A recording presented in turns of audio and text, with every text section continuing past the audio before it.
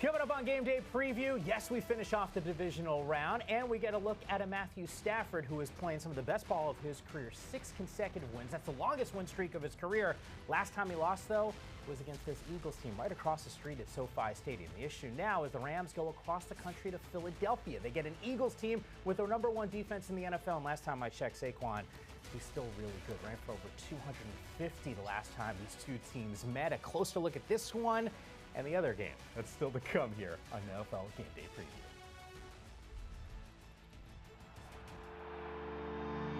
I don't do this for the paycheck. Step out on the field and hear the crowd. Let's go! Put it out on the line! Put it out on the line! Show them what we're about right here, all right? Get on! I'll be there for love. All I'm dreaming of, 'cause it's in my blood. I'm in this for the love. It's a touchdown! I don't do this for the fashion.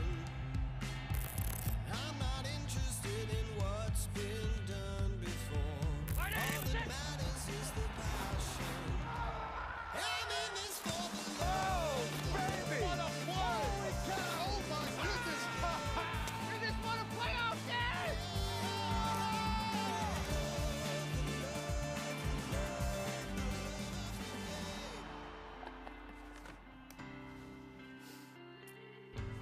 It's truly one of my favorite weekends of the entire year. 2 more games to get to. I say it tongue-in-cheek. That other game, yes.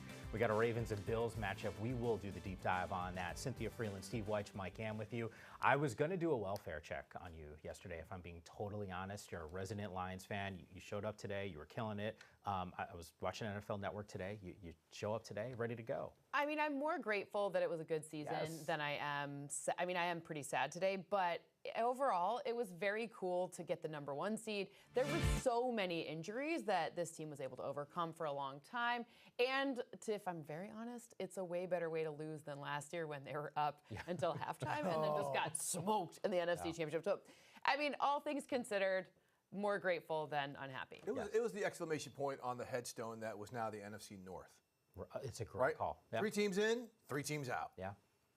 So, is what it was. We will dissect the matchups from yesterday coming up a little bit later here on Game Day Preview. But a focus of what we're going to see today as we set the schedule for you. Rams and Eagles once again coming up in about an hour's time over on NBC. And then the Ravens and Bills. That one to me is the main course of the entire weekend. All eyes will be on a couple star quarterbacks who are also chasing an MVP.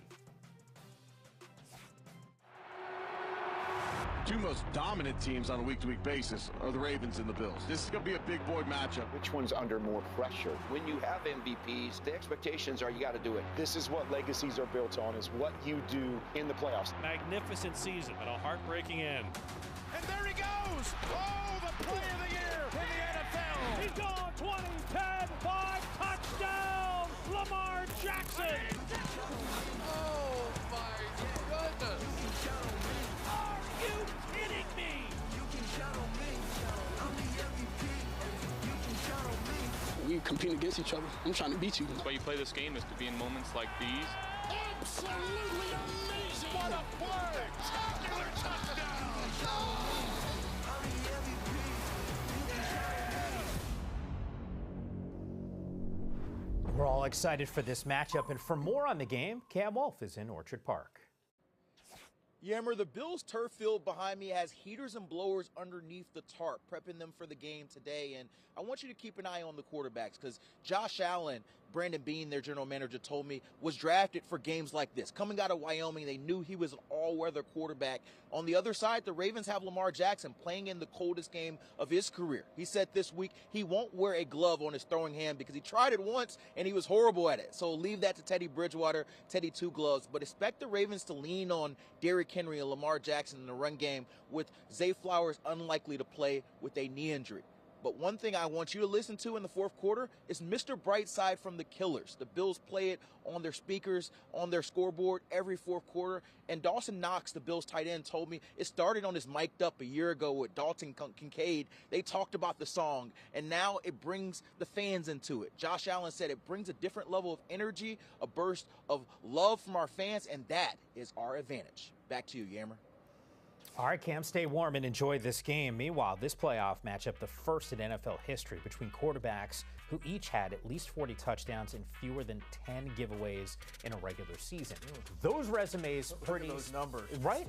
They're gaudy, and I think there's a real tug of war that a lot of us have on who the MVP is. Is there an advantage for Josh Allen to play like an MVP just because he's home? Well, I mean, to some degree, I don't think the Ravens really care about that because they're playing so well now, or what song comes on at the beginning of the fourth quarter. But I think Josh Allen is going to have to play more like an MVP today because he doesn't have as many weapons as Lamar has at his disposal. James Cook is fantastic, right?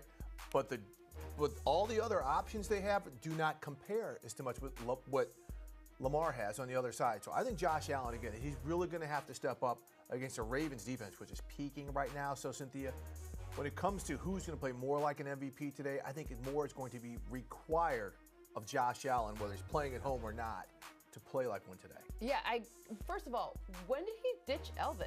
Wasn't he like the biggest Elvis fan ever? And now he's going to the Killers? It's about the team. Whatever, man. Not about one guy. I mean, whatever. I don't know. I thought he liked Elvis. But long story short here is I completely agree that Josh Allen will have to do more. But at home, he does get a little bit of an advantage. And I'm looking at Lamar Jackson. And sometimes we get like fatigue. We want to like spread the wealth a little bit. But Lamar Jackson's actually playing better this season than he did his MVP season last year. So I don't think we should kind of be like, well, let's be fair. Last time he got it, so let's give it to Josh this time. You can't think of it like that. You have to think of it in a vacuum. It is this season's statistics.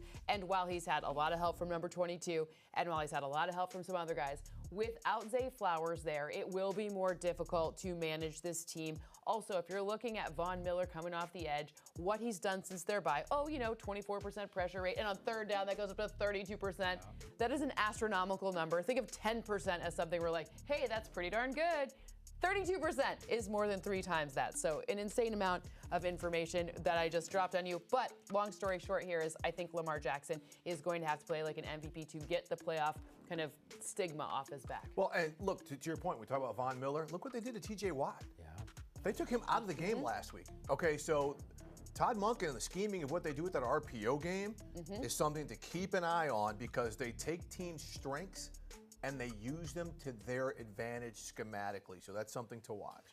Once again, a lot more on this matchup, especially when you're talking about two of the high-scoring teams, 1 and 2 in the NFL. Remarkable outputs from both of these guys. As once again, I was going to ask who you think the MVP is. Still trying to settle that debate. Josh Allen obviously has been carrying that torch. Co-MVPs. Just do Stephen near Peyton Manning type thing. Co-MVP. I think there's more than a few of us who've been thinking about that. Most wins in a 7-season span, including the playoffs, without reaching the Super Bowl in NFL history. Not a surprise here to see these two teams, the Bills and the Ravens, sitting at the top. Time for Who's Eating Good. It's presented by Applebee's. Okay.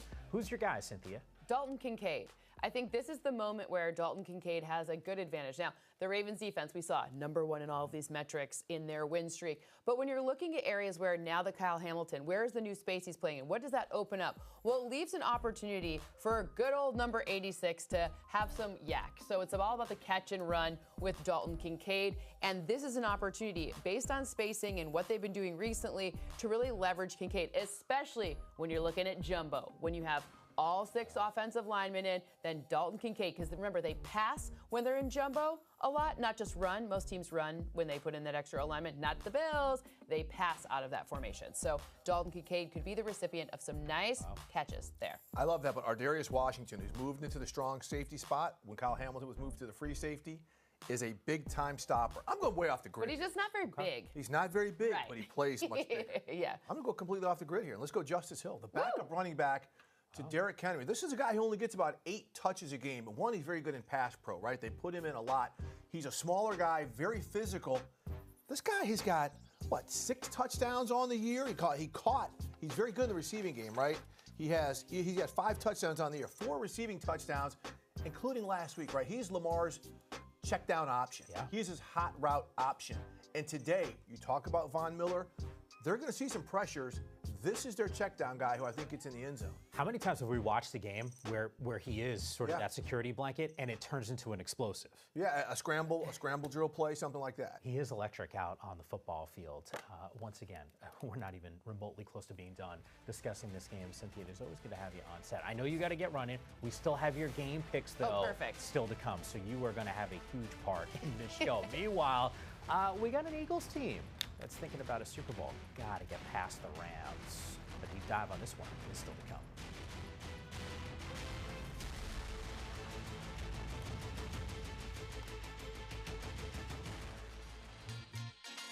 So, hey, can we roll something up?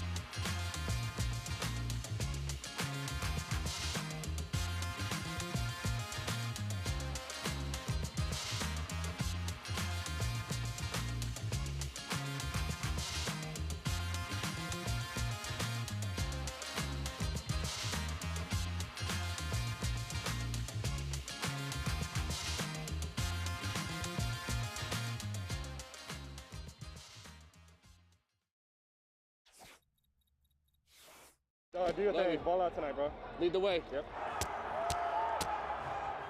First play of the game, caught by Nakua at midfield into Vikings territory. How about that, boys? Let's go. Fires middle, his tailback, Kyron Williams. Takes the snap, sidearm throw to the end zone. Let's go! D-Rob! We just won a playoff game! Puka fired up. There's not much that he can't do on the football field. Same can be said of this guy in Jalen Hurts. They looked pretty good last week coming off concussion protocol. For a little bit more on the matchup, Mike Garofolo has us covered in Philly. Thanks, Mike. A lot to get to. Let's start with the weather. Right now, not too bad. We've had some intense waves of some wintry mix, some snow, some sleet, all that good stuff. Talking to the coaches and the players, sounds like the second into the third quarter is when they're looking for the heaviest bands of snow, and that's when this field could get a little sloppy. It's great right now for January, drawing rave reviews for how it came into the day at the very least. Elsewhere, Jared Verse stoked the Eagles fans earlier this week and saying that he doesn't like when he sees that green out there. Give him credit, though. He just did a lap around the field, blowing kisses and waving to the fans here who returned those waves and those kisses in about the Philly fashion that you could imagine. Jalen Carter, the Eagles defensive tackle, came over, had some words for Verse, who then said, "I'll take that 77 for the next round." That's the $77,000 you get for a conference championship appearance. So Jared Verse and the Rams coming in as confident as you might expect today, Mike. All right, Mike, and I always appreciate the story within the story, and there's, I guess, another chapter in this matchup. If you go back to week number 12 here and what Saquon was able to accomplish, 255 rushing yards, over 300 yards from scrimmage and 2 touchdowns. Got to imagine if he does that again, the Rams will be coming back to Los Angeles with an L in the column. Yes. What do you make of the gamesmanship between 2 of the premier defensive players in this game? Well, I absolutely love it. I mean, Jared Verse, he's a rookie. He doesn't know any better, right? Because that stuff in Philly is no joke. Right, I've tasted it just doing sidelines, you know. But there you go, young man, blowing kisses. Now you just better live up to it, because that's the thing. Because when he's standing on that bench, it's not happening. Yeah. But then look at it. Look at people's like, hey man, you might want to take that stuff elsewhere. It's playoff football. This is when we see this stuff. I mean, emotions. These guys didn't sleep last night. They're thinking about what they're going to do. So this is what's up. Now, who's going to bow up? Who's going to stop Saquon Barkley, or who's going to stop? So someone's going to need to figure this out, because to your point on not sleeping and the excitement, Verse is confident. A 57-yard scoop and score that you and I were watching together, Monday night. That'll get you going here. But the last time these two teams met, it wasn't so much the defense that was keeping a guy like Saquon in check. I've been asked this a lot, how is this defense better? What's different about this match? Well, I mean, it's better once schematically they're going to learn, right? You see the second time you play a team, you're going to change things schematically. Philly will be prepared for that. But look, Saquon, he ran for 255. I think this is a game where he could be more of a danger in the receiving game, right? They do have favorable matchups if they swing him out on some routes. The Rams' inside linebackers are good, but they're not necessarily the chase guys, right? The Matt Milano types. So I think this is one where Saquon, now if they get pushed like this, it's a wrap. But I think in the receiving game, he is going to be dangerous, and that, to me, is what the Rams need to worry about. Now, we saw the Rams take apart the Vikings on Monday night, those guys up front. Sean McVay's familiar with that scheme, and the Vikings' offensive line has not played well. Philadelphia's offensive line has played well. So this is going to be a challenge, but if guys like Verse and Byron Young up front can hold their water a little bit, this is going to be a much tougher game than it was when they met earlier this season. So what you're telling me is don't expect 9 sacks in a game from a Rams perspective. No. Yeah, I mean, just based off of what we've seen. You know, there's another element to this game, because you just kind of made reference to it, the Monday night matchup. Think about this. This is supposed to be a home game at SoFi Stadium. Right. Go down to Glendale. It's a Monday night game. A short week here just based off of that. It feels like there's some elements maybe not necessarily working in the Rams' favor, which might be a good thing, something that McVay can lean into. They're not going to lose their emotional fervor. I mean, you know, remember the Rams were playing off of the wildfires and everything here in Southern California. They had to relocate, so use that adversity. Sean McVay, again, this is talking to players who played for him for years. He finds ways to build guys better. That's why their drumbeat tends to beat louder as the season goes along in most cases. That little scene we saw right there with Jared Verse blowing kisses and the fans and Eagles, that's going to be another element that's going to ramp it up. So I'm not worried about their emotional headspace in this game. It's going to be their physical ability to handle this Eagles offensive and defensive front.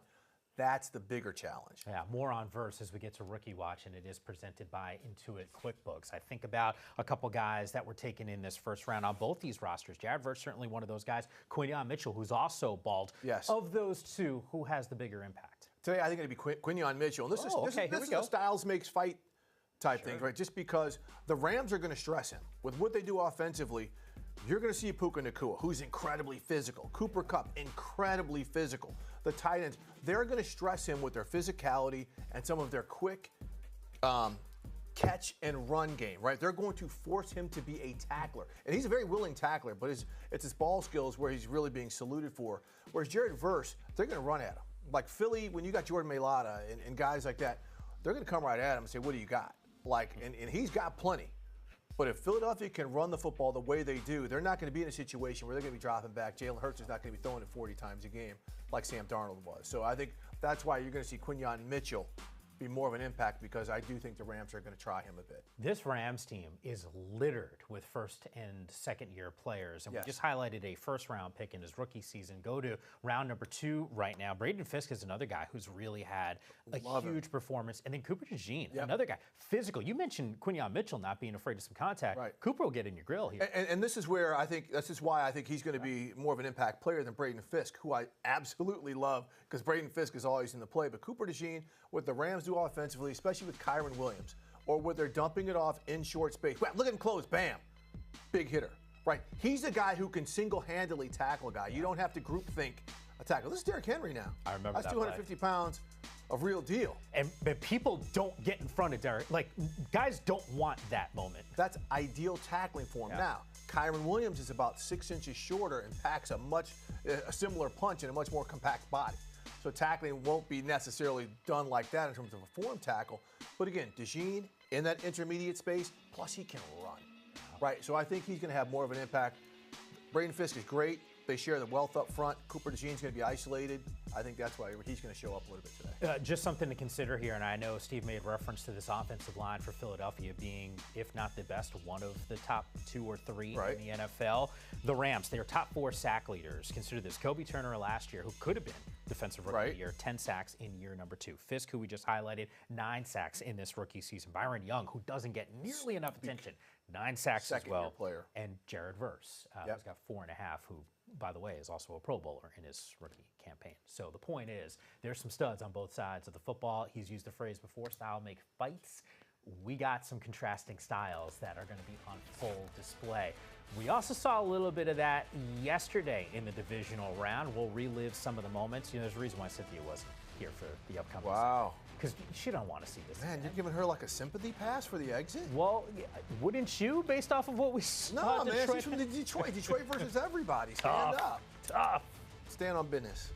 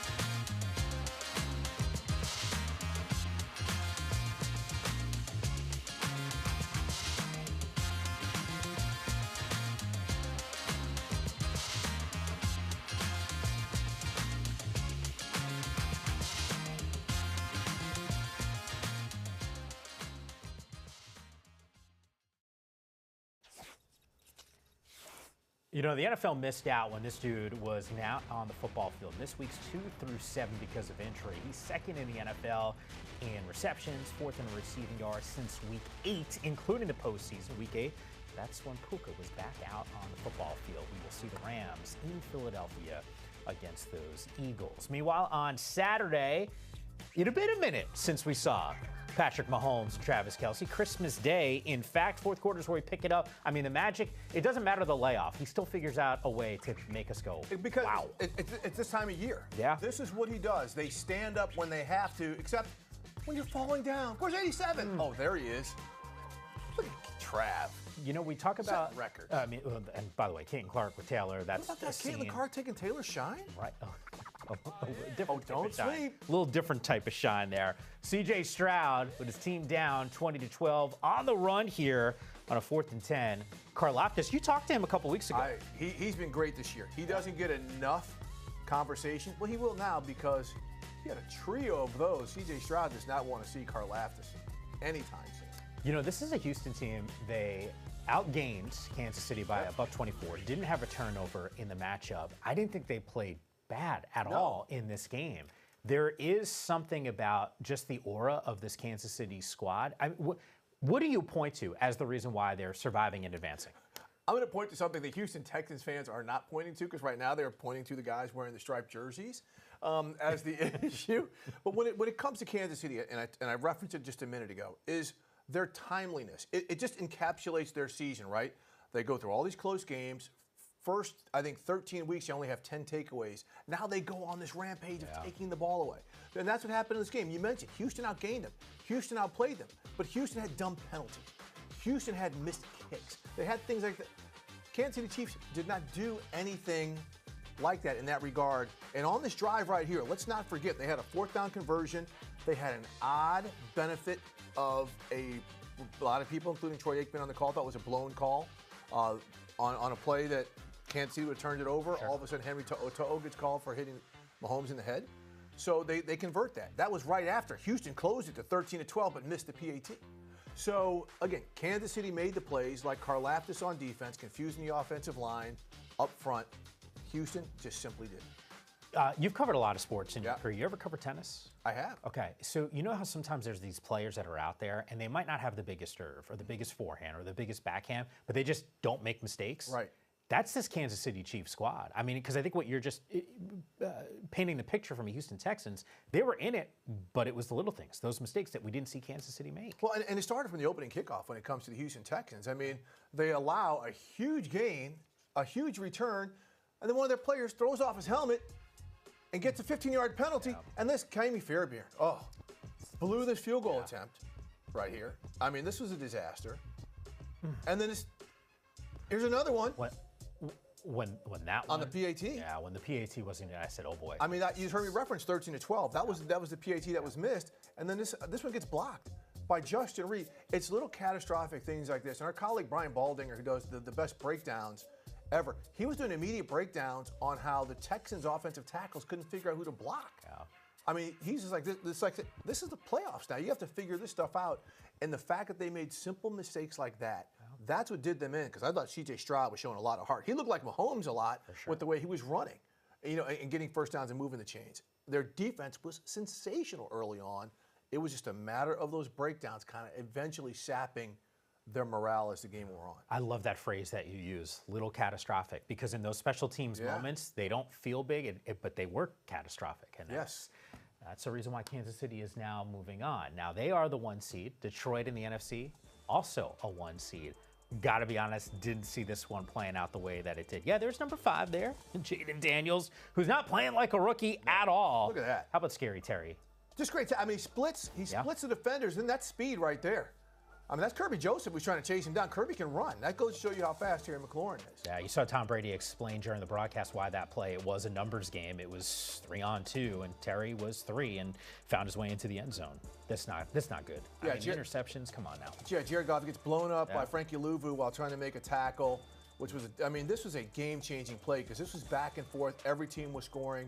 Then Goff gives Washington the advantage by losing this possession. Yeah, this is the ensuing Lions drive. Yeah, come on. I mean, Jameson Williams. With Teddy Bridgewater out on the football field. Yeah, Teddy Bridgewater had to come in because Goff was hurt. But Ben Johnson, doesn't matter the quarterback. I got dudes. He does. Jameson Williams had a convoy taking him to the end zone. Celebration's going to get him a nice little fine. Williams, the 5th touchdown this season of at least 50 yards, most in franchise history. So Goff had come in like, yo, we'll be okay. We're going to be okay. How about that throw? Just drops it into De'Ami Brown. He gets his eyes covered. But he's like, I'm going to keep on following that all the way in. Jaden Daniels. Spectacular. And you heard it all broadcast, but it's just cool. Just doesn't break a sweat. And Zach Ertz, by the way, he's like Travis Kelce. Yeah. Guys, in the red zone, that's who he is going to. as he continued to do it right there. Yeah, 42 points scored combined in the second quarter, most in any postseason quarter in NFL history. It was wild. We take it to the fourth quarter. It's 31-28. How about this on a 4th and 2? This goes back to little catastrophic Yes, it things. does. I'm going to steal that from you, man. I love that phrase. It's the best way to describe them. Brian Robinson plunging into the end zone here. Yeah. 3rd career multi-touchdown game for him. 77 on the ground and 2 tugs. Yeah, that does in defense doesn't really work sometimes. And then this. You tried to get too cute. Jamison Williams, halfback pass, picked off by Mikey Sainristil. It was just bad. I mean, I don't understand why they felt the need to do that when so many other things offensively were working. It's one of those things where when the cute stuff works, we love it. And then when it's not good, oh my God, it's kind of banged up and hit all around. Terry McLaurin, as he just creeps a little bit closer. That's a 4th and 2. Once again, 2 teams that have no problem going for it on 4th down and executing at a pretty high level here. And then the finishing touches into the game. Just an attitude touchdown run. Yeah, that's a Detroit run. Yes. Right? I mean, that's what we've seen from them. You can see the disappointment and the anguish for the fans in Detroit. This is a team that had Super Bowl aspirations, and why not, considering the season that they had. Here's their head coach, Dan Campbell. It just hurts to lose, man. And I don't care if you're the 7 seed, 6 seed, 5 seed, 1 seed, because I've lost at all of them damn near. And it stings and it hurts. And you lose these games, man. It's like the players, you know.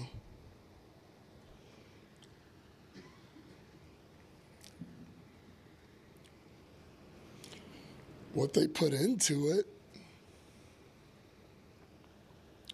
a lot of people don't know,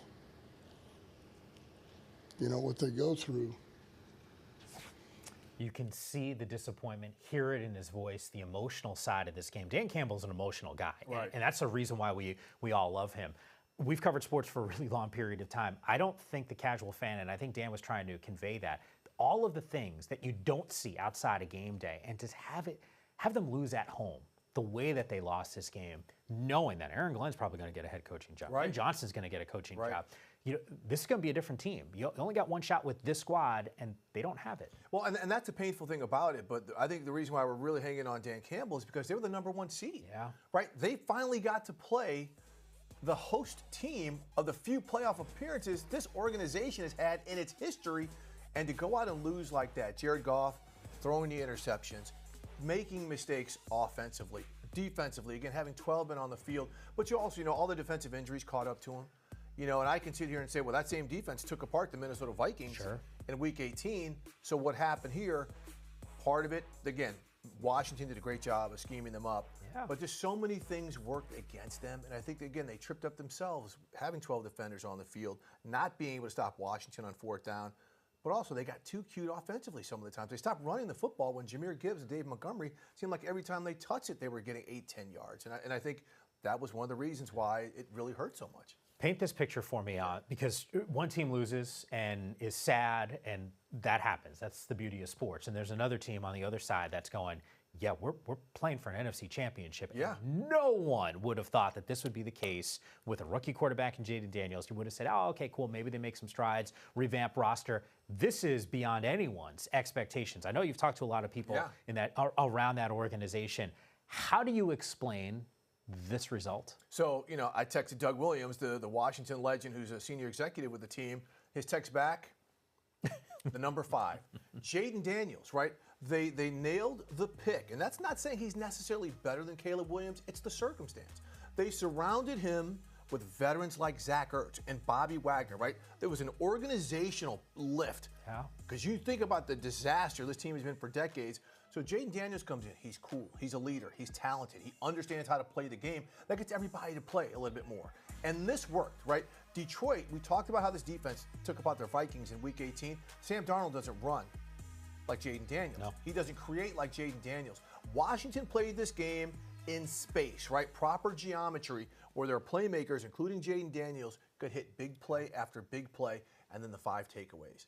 That was huge. We see the 31 points that Detroit had, but Washington forced them into mistakes defensively. That is something to continue to look out for because Washington's only middle of the pack in scoring defense, but yards allowed and mistakes forced, they're very much at the top of the league. Got an opportunity now for the NFC East to be playing for an NFC championship. You love that. I'd love it a whole lot more if it was my team that was playing there. My team's thinking about the draft and hoping to get the next coming of Jaden Daniels. And of course, I'm referencing the New York Giants. But the reality is, one player can change the fortunes of an entire franchise. There's a lot of new pieces on that squad, and Dan Quinn's certainly orchestrating and pulling the right strings. Meanwhile, road to the Super Bowl. Here we go. We know it's the Commanders and we know it's the Chiefs waiting the winner of the Ravens and the Bills and the Rams and the Eagles to advance to those championship rounds. Meanwhile, had some wild moments here on NFL Network. If you happen to like big time catches, sign me up for one of those types of people. Steve, you had a front row seat for one. Longstreet throws it downfield. It is Moore. Jump ball. And he comes down with it. Still on his feet. Moore inside the 20. Breaking through the end zone. Touchdown. Team As Randy Moss would say, that's picking peanuts off the defender's helmet. But look at the acceleration. And Travis Hunter is loving every second of it.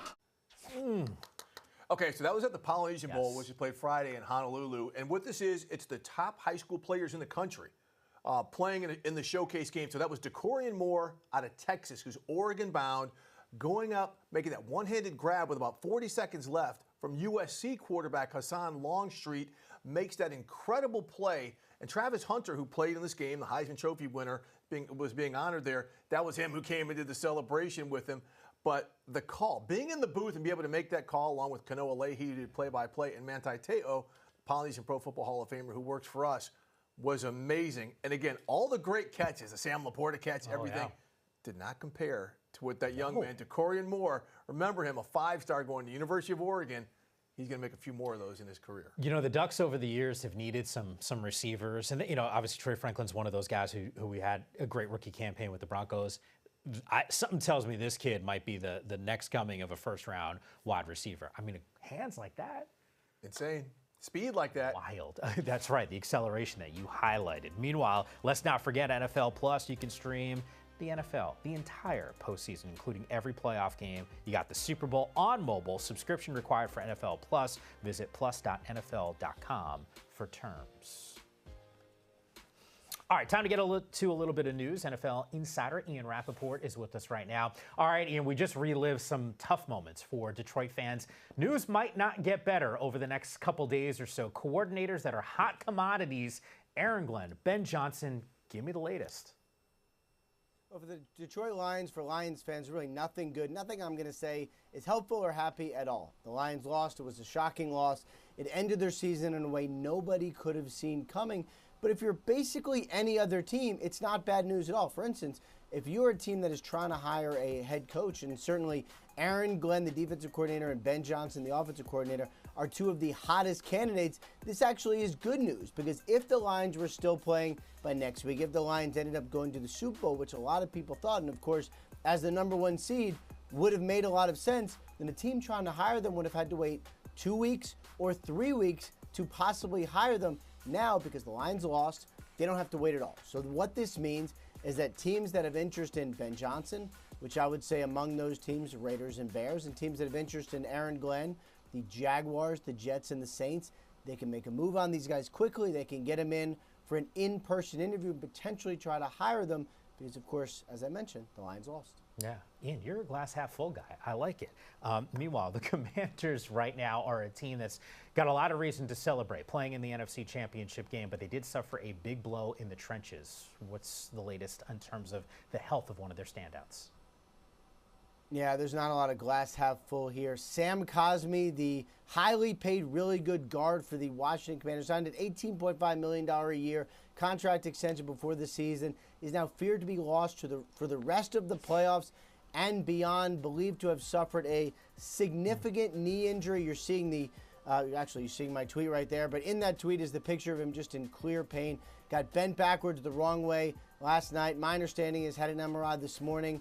Still waiting firm and final results, but there really isn't a lot of optimism as far as what the Commanders will find.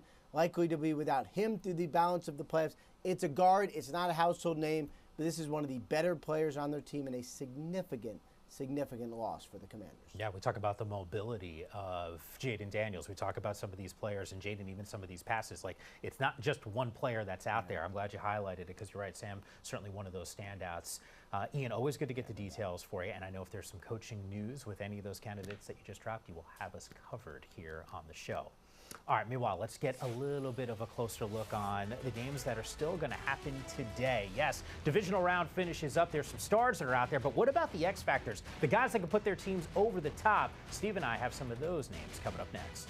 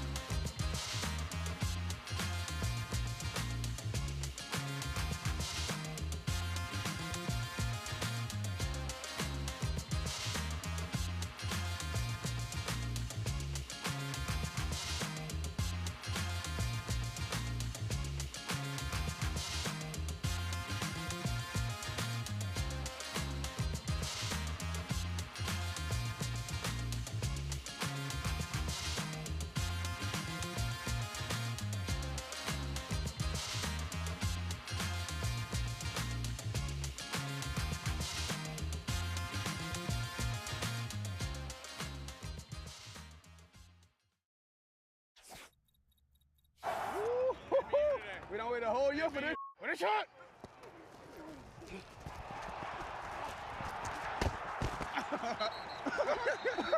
Seven. And he is firing for the end zone. Touchdown! Way to play ball right there. Yeah, way to play ball. Back to pass, has time, and he's got Curtis Samuel wide open at the 33. Cuts it back inside at the 20. Puts on the Jets. Gets away. 5. Touchdown! I told his mom he was going to score today. I did. Snap, receiver screen to Kua. Playoff Puka mode activated. I left way. Yes, he does. By the way, a subtle thing, I didn't catch it. You did, though. Lamar getting hit. He's laughing. Laughing. Haha. Yeah, it's just, if he didn't take those big hits, I'll tell you that. But yes, Puka does lift some weights. So strong when he is out there. All right, X factors in these games. Each one of us will pick a guy on their respective squads. Let's start Rams-Eagles. Who's your guy? I like Ram safety Quentin Lake. He's coming off a 9-tackle game against Minnesota. He was absolutely everywhere, and he's a physical guy. Right? He's a big, tall, strong guy, son of Carnell Lake. He's going to be huge against Dallas Goedert. He's the one who's going to have to step in after the linebacker probably closes off the lead blocker and make the tackle on Saquon. So I'm looking at Quentin Lake, who's also good cover safety, to be really a physical and impactful player today. You know, one of the coolest things that we do here at NFL Media is cover the NFL draft. And I remember the buzz around Jeremiah Trotter Jr. for obvious reasons. Talk about a legacy guy and the whole thing.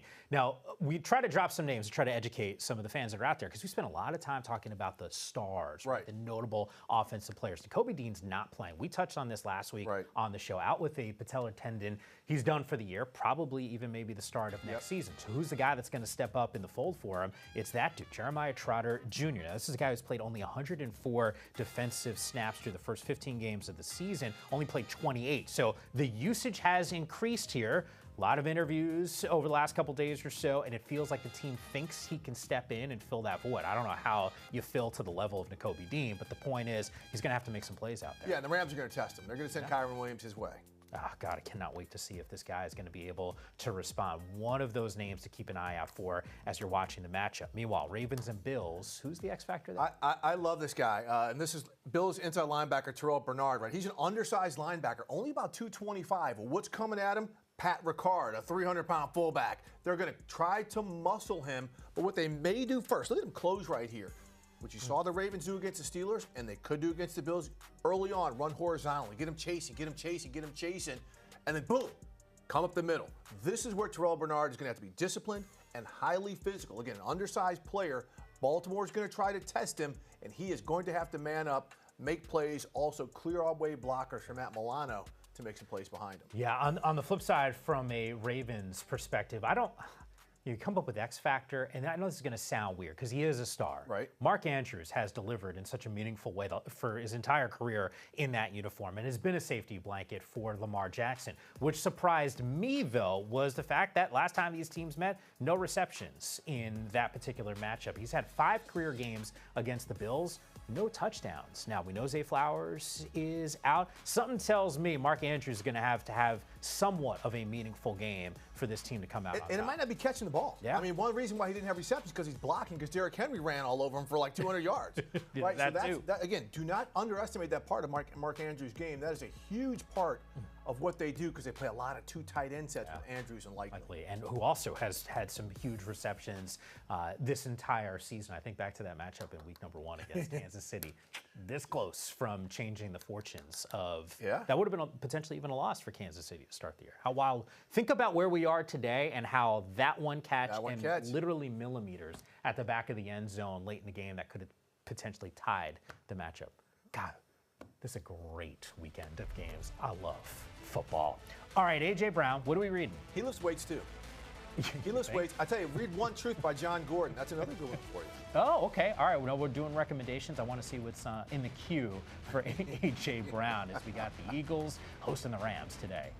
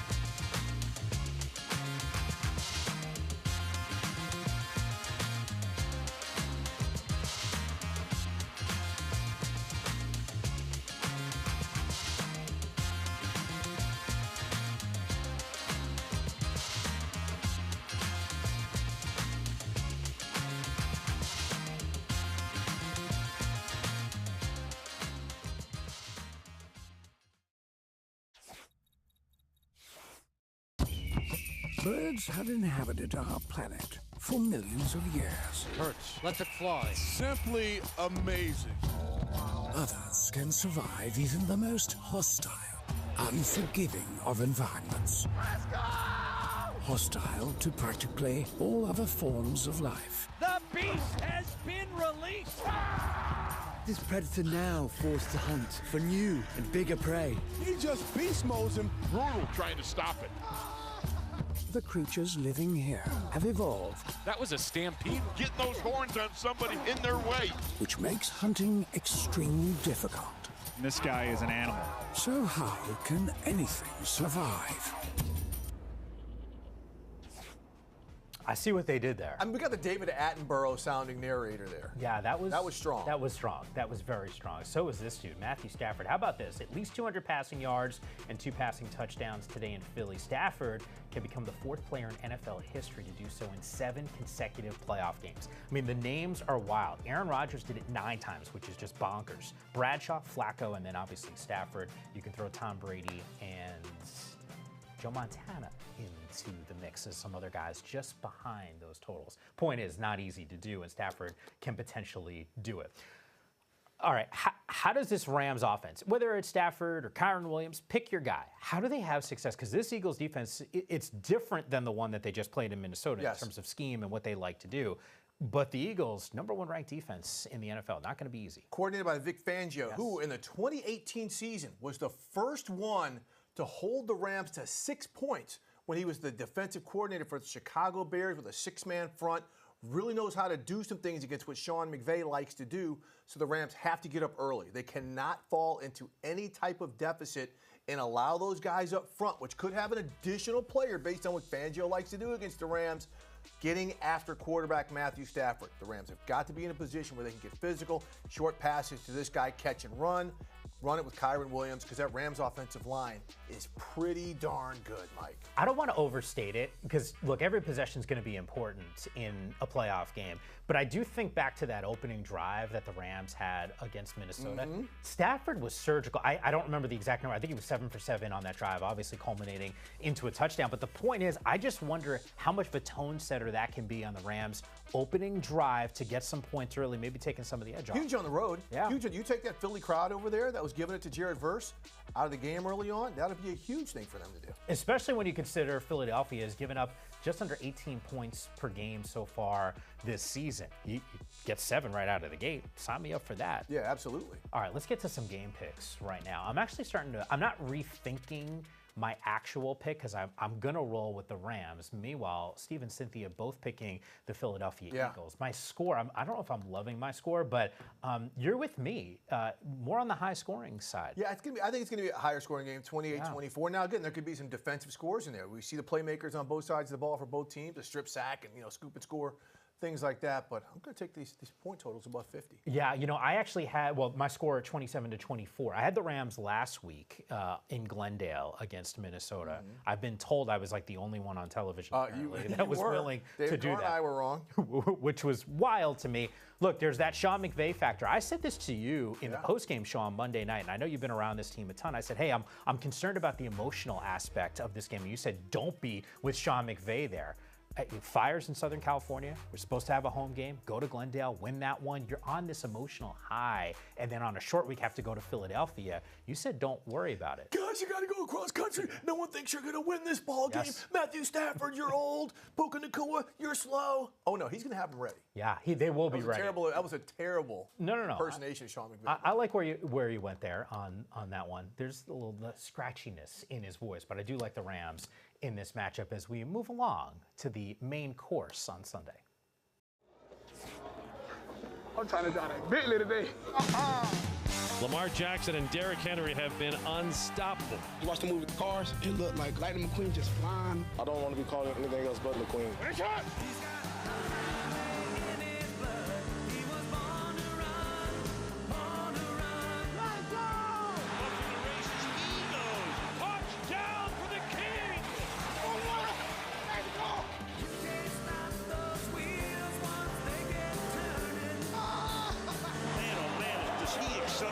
Lamar, he's an engine, make this thing go. Touchdown! Great, what? This my dog! And we got a new That's so good. I think that was expensive. Doesn't matter. Yeah. Well, look. It's that time of year, man. This is why we play 18 to get to this point. It is. The budget out the window when you talk about the postseason here. The King roaring when he is out there. I got to imagine if there's one concern, and this is why this team is so dangerous. You might be worried about the King, and then there's Lamar. You're worried about Lamar, and then there's Derrick Henry. That's it. We saw it last week against the Pittsburgh Steelers. I mean, when Lamar came out, they RPO'd them, right? The run-pass option, and the Steelers played it to take away the dive running back. Well, Lamar pulled it. He got him going horizontally. And next thing you know, they're chasing Lamar, and boom. Derrick Henry's coming up the middle. He's coming off tackle. We talk about Derrick Henry a lot going right up the middle. They do more off tackle stuff like this against the Bills, right? They run like we saw Detroit doing yesterday in Washington. It's not necessarily inside guard to guard. They put tremendous stress on the inside linebackers and the strong safety because of Lamar being a run threat. Now this is more inside, and this is just him physically dominating people, but.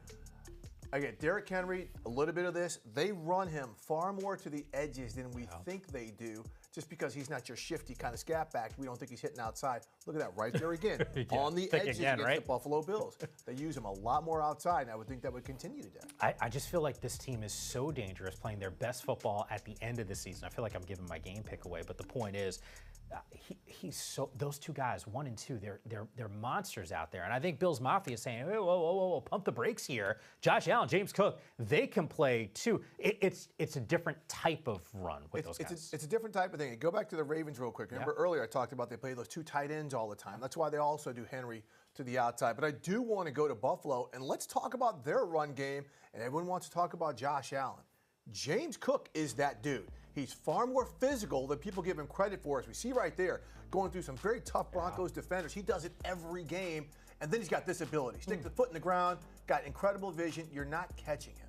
He is such a good ball player. He sets up Josh Allen, and their offensive line now against Denver, they just leaned on Denver. They were bigger physically, beat them up. That's not going to happen against the Ravens today. You know, when you've got Nandi Madubuike and Michael Pierce and some of those big bodies in there, that's tough. But then if they get to the second level, this is where Josh Allen and James Cook could do work. Okay, I want to get, because you have a really interesting insight from a defensive perspective. You and I both saw the Ravens before the season started in August, had our perceptions of this team, historic defense a year ago. You were at the Denver game in Baltimore, if I'm not mistaken, right? And you came back, I remember having a conversation. I think you were a little concerned about this team's defense. And then you saw the Ravens again on Christmas, and you came back from that trip, and you were like, no, these guys seen it 4 times, but all changed with some of the personnel changes. They made a change at linebacker. Right. Then they made a change in the secondary, moved Kyle Hamilton from the box to the deep safety, put Ardarius Washington, number 42, who is just a fantastic young player. I'm sorry, I don't know if he's 42, might be 29. I don't know his number. But a shorter, strong safety, very physical player. Right. He's a great open field tackler, and what he did, that's changed everything that they've done. And they just have good open field tacklers. They play good in space. Marlon Humphrey, a Pro Bowl type of year in the slot. He's normally an outside corner. So, their defense is playing very well, and they tackle well in space, which is going to be huge today. Very complete team on the football field, which explains our game picks. You and I, simpatico here, going with the Ravens. For what it's worth, Cynthia does like the Buffalo Bills at home. Is it as simple as I just think their roster's better? No, I mean I just think right now they're playing better football. As good as Buffalo looked last week against Denver, the Ravens right now are clicking in all 3 phases, including Justin Tucker, who was struggling early. He's been making kicks ever since the bye. God, remember that Monday night show going on? And you and I were doing Monday Night Football postgame. I forget what week it was, and you and I were like, you might have to bring in another kicker here. And it's good to see that he got his head straight and he's kicking through the upright. Sunday statement time. What do you got? Tight end day.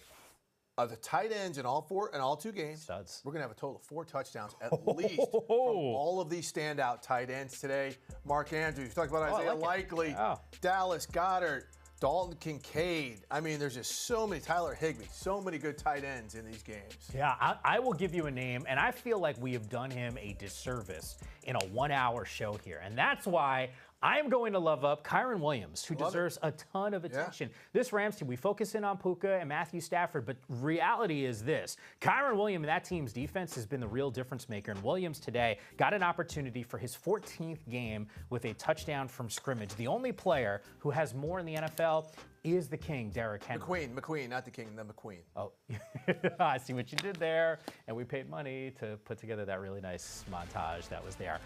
Always great work with you. Enjoy the games. I think we're all looking forward to it, and we'll see it again next week.